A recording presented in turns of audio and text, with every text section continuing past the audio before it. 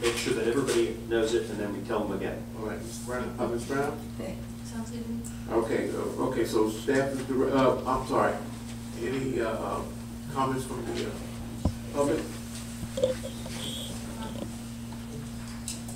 It's obvious that doing this and cutting that half an hour would shorten the staff's day, but you should consider the factor of how many citizens won't show up because it just slices into too much of their workday.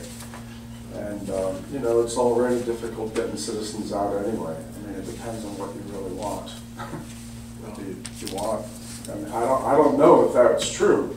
I don't know if less would show up for council meetings, but it's something to consider. And do you want that? Well, you know, I've learned my lesson about meetings here because I've seen this room with people standing around the walls, and that's because of issues. That's the only time we get people out.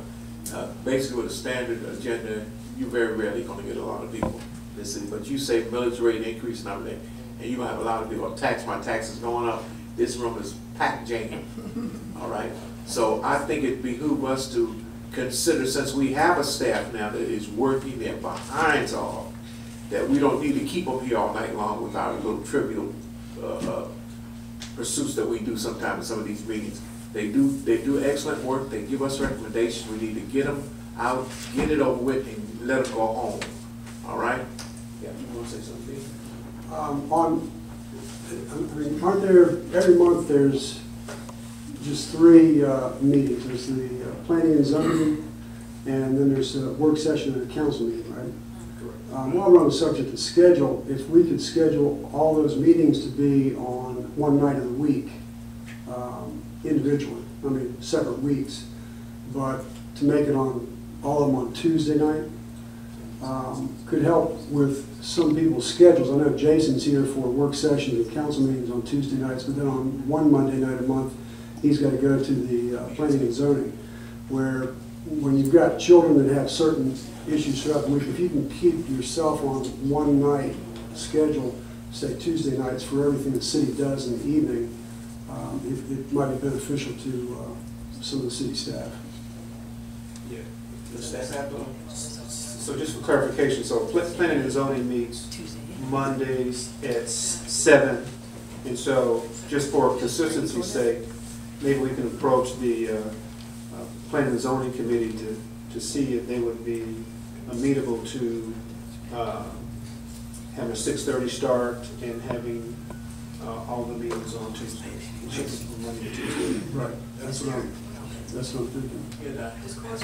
Is that a court issue or anything? They would have to look into that. Yeah, looking at that, as a matter of fact, what I do know now is that P&Z is meeting at the same time as court, and so that may help alleviate that problem. Jason, you want to?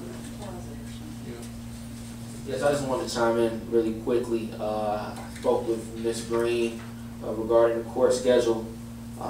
She does the calendars for court pretty much on a month-to-month basis, which was kind of the opposite of what I initially thought. Was that she made the calendar up for the whole year in advance, but she does it on a month-to-month basis. So we've been communicating with one another, and we're going to try to avoid conflicts for the remainder of this year in terms of the schedule. But for next year, you know, when Bobby and the rest of the committee get together and lay out their calendar, we'll try to make this move. We'll take the suggestion to them to make this move to Tuesdays, and I'll communicate that with Ms. Green, and we'll hopefully avoid conflicts going forward. So just for clarification, so Mr. Gaines, is it your recommendation? Are the calendars for P&Z set for the rest of this year?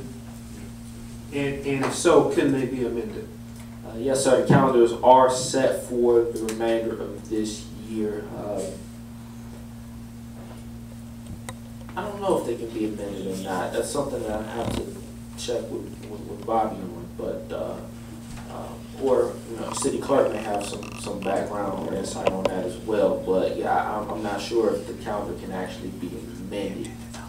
What I would suggest is this: is that between now and the end of this week or next Tuesday, you'll allow staff to research that issue, because I would think that would be under the purview of the city council But certainly out of due respect for our wonderful members of the P&Z, we would not want to create a situation that would be onerous for them.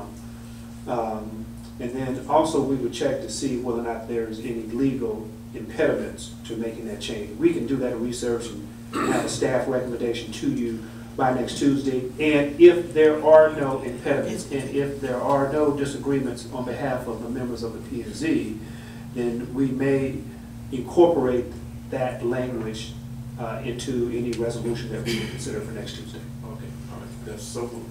Yeah. So what would be, we are effectively a green light on this change right now. Yeah. There's no action. But the only difficulty is the difference in the meetings for the court and the P&Z meeting. So that's basically what staff's going to do, so they can coordinate, be on a specific date and time. All right? All right, so staff has its marching orders. Thank you so much. So the question is, next Tuesday's meeting starts at what time? 6:30. Well, I mean, I haven't been passed yet. Yeah, sorry, yeah, it goes to a vote. Yeah, it has to be. Then we want to make sure we give the public copious Yeah, okay. prior knowledge of the change. Yeah, yeah, we'll definitely get it out, because Ben's pretty good at his Facebook page, so he'll get the word out. All right, thank you so much. Was there any response from the public on this matter, the 6:30? All right, thank you. All right, we want to move on to item D3 to discuss Friendship Forest Master Plan. Mr. Hadlaw? Yes, thank you. I want to read this. It's basically in two parts. The first part of this is this regards the ad hoc committee at the top. The second part is, as I noted, a side note. This is a proposal to create an ad hoc committee for purposes identified below, which is to facilitate the creation of a master plan for Friendship Forest Wildlife Sanctuary. I tried to do this a little bit in Keith's format, or new format, so I put the need, impact, next, which, having recently completed the renovation of Milam Park, it is in the interest of the city to develop plans for our other major outdoor asset, which is Friendship Forest Wildlife Sanctuary.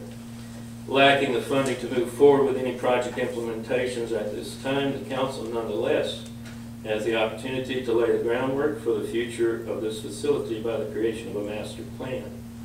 A master plan is essential to the ultimate success of the sanctuary as an inviting location for the public to enjoy a nature experience in an urban environment. Therefore, in order to assist the council and staff in the creation of such a plan, it is appropriate to develop the framework or ground rules for such a plan. This is the primary purpose for the ad hoc committee being proposed here. The committee would be composed of Gene Brown, Adam White, and Warren Beige. No, Hadlock, I'm sorry. It would meet periodically from September through November to deliver its recommendations to the full council for their consideration at the work session for the December council meeting. With council's concurrence, the ad hoc committee will also consider its scope to include appropriate ways to involve the public and Friendship Forest in the creation of this plan.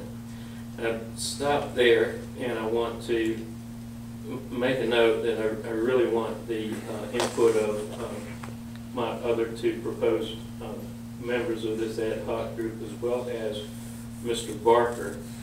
As you can see, I have not really put much detail as to how much, what ways we might develop this involvement of the public and our one of our primary volunteer organization, the Friends of Friendship Forest. So I'm going to leave it alone at that.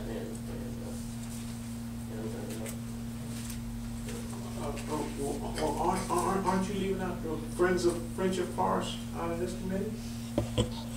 This is an ad hoc committee on the part of the council. I realize this is kind of on top of a letter that Mr. Glover sent out. This is a city property, and basically I think we're in agreement that the city council has to do this part of the work.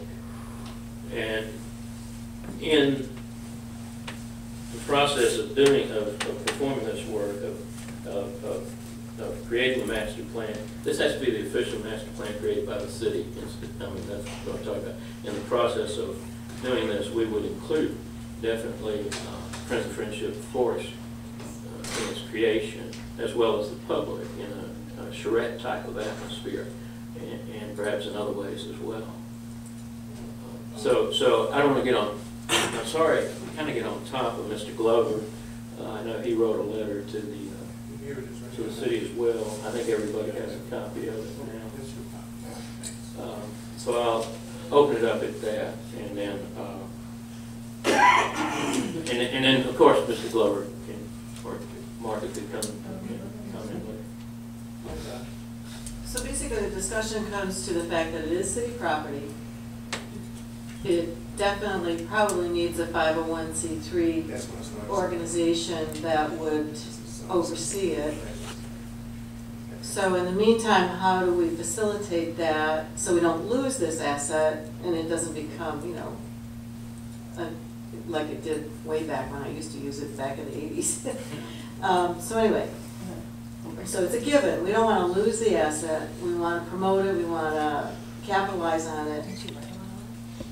We want to promote the 501c3 concept because it is city property and it has to be done legally. So the chicken or the egg, which comes first? How do we do this? I would, I think Miss. Oh, yeah, all right. Yeah, I feel like we're kind of collapsing a number of streams of discussion into this one. Yeah, it's city property. To date, just in the past year, we've spent tens of thousands of dollars there, and are intending on spending tens of thousands of dollars more to continue to improve its condition. So I think that the city has very conspicuously shown the value that they place on it as a community resource. I think that we've focused our attention on certain priority projects. Milan Park being the most recent. We obviously have another one on deck in the form of the City Hall Annex. I don't know that we have the capacity to do all things at the exact same time, and I don't think it's a low priority. But it's not necessarily a near-term priority. Now the question is, what is a master plan for city? I mean, well, I think we need to define what is this master plan. Is it a drawing? Is it a report? Is it actionable? So we have to understand what the format is. We've had, and I think when I spoke with Warren earlier this week, we talked about the fact that we actually, in relatively recent history, we've had 4 different efforts at trying to conceptualize ways of developing that property. We had the narrative study that was done by Emory UGA faculty. We had a landscape architect draft a conceptual master plan in order to support some of the funding requests we had with the county. We have a first or second phase of a landscape design that we just recently had drafted for the city, and most recently we have it's funded through a program that the State Forestry Commission had administered to do a forestry resources inventory over there. And out of that would presumably come some kind of deliverables. We've got 4 separate things, and these may all be little pieces, and they don't necessarily fit into a comprehensive master plan. The question ultimately here is, what is that? And then I think a separate discussion is the idea of having a volunteer organization that's independent of the city. I think that it's probably, we have to ask ourselves, does it need to be separate from the city, or is it the city would establish a program wherein volunteer activities could be conducted under the auspices of the city? Or is it a matter of a separate not-for-profit or tax-exempt organization using the forest as a venue for their programs. And in that case, that organization would need to have been incorporated and established separate from us. Any more comments? Gene, I think Gene can. Well, I agree. I mean, I just think it's been kind of pieces here and there, and I would love to have a discussion on, and get public involvement in what we want for Friendship Forest. And I've said that for a while now. But how we go about doing that is a difficult part. But I think public involvement is very important, and coming up with maybe some kind of mission statement or vision for the Friendship Forest would be the first step in developing what we want as a community for the forest.